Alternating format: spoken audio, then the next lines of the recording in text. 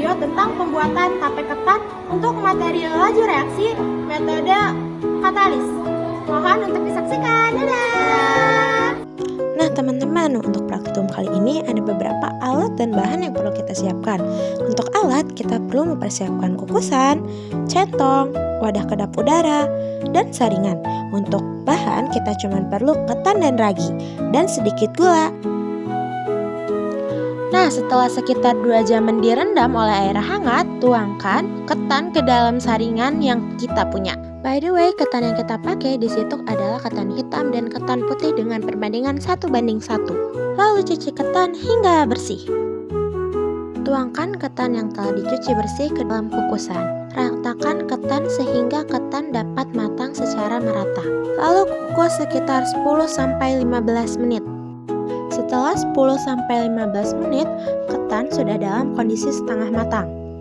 Angkat ketan ke dalam saringan. Lalu sekali lagi cuci hingga bersih. Step ini itu penting loh ya. Tujuannya agar si ketan ini matang secara merata.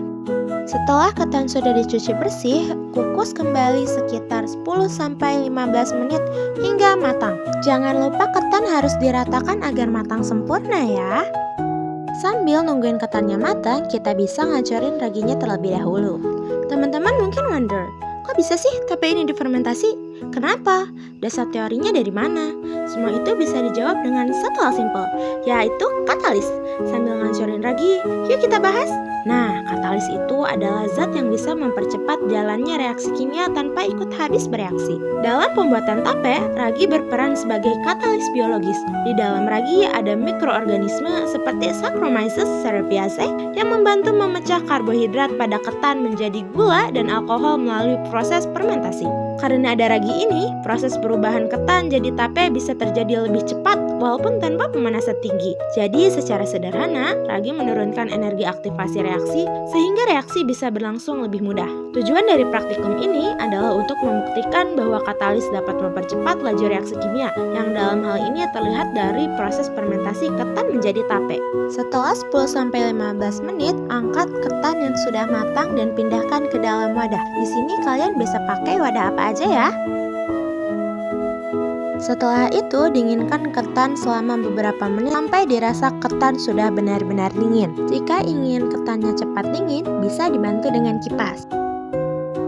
Setelah ketan benar-benar dingin, baru masukkan ragi yang telah dihancurkan tadi dan campur hingga rata. Terakhir, masukkan ketan ke dalam wadah kedap udara. Dan opsional, ketan bisa dibungkus terlebih dahulu dengan daun jambu agar terasa lebih harum.